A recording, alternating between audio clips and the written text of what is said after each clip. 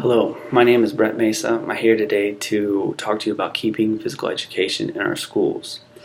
As we've seen throughout the years, more and more school districts' budgets are getting cut, and this means the loss of money for much needed programs such as the arts, which include drama and music and special education programs, and also physical education programs. This can also include physical education art classes, weight training classes, and also activities classes. And what I'm here to do today is to advocate a little bit for physical education, give you some statistics on why we should keep kids moving, give you some tips on how to keep kids moving, and also a program that actually implements all of this. First off, I'd like to share with you that only 6 states in the United States require PE at every grade. So not every grade level is required to have PE, and so that means that kids are not actually getting the physical or learning how to move at an early age. And also that 20% of school districts require recess. And what this tells me is that not only are they not getting the opportunity to move, but they're not learning how to move. Which in turn is making 2 out of 3 kids inactive. And what inactive really means is that they are not getting the 60 minutes of movement or activity per day as required. Movement creates blood flow. We all know that.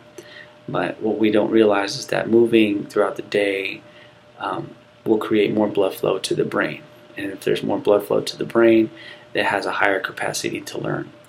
And bodies that stay static or stay motionless will have a tendency to become unfocused and tired. Now, these are the kids that we see that are sleeping in class, unfocused, daydreaming, and just unaware of what's going on. Creating classrooms that move will make kids more alert and will make the brain more responsive to learning. Now, there's a program out there called Let's Move Active Schools, and this is going to try to accomplish this goal by helping kids get movement in the classrooms and in schools for at least 60 minutes a day. And in turn, kids who are active they perform better in school because they're more alert, more awake. They have better attendance.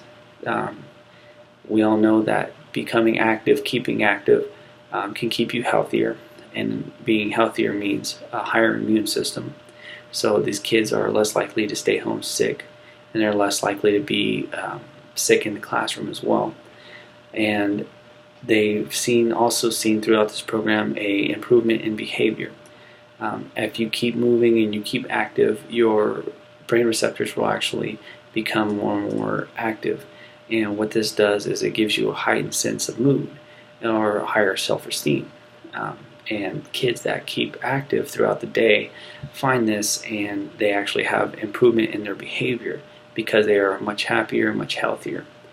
And if implemented at a younger grade, the Let's Move initiative shows kids that physical activity is fun. It's not necessarily just for exercise, or it's not necessarily just for sport, but it's also just fun to do.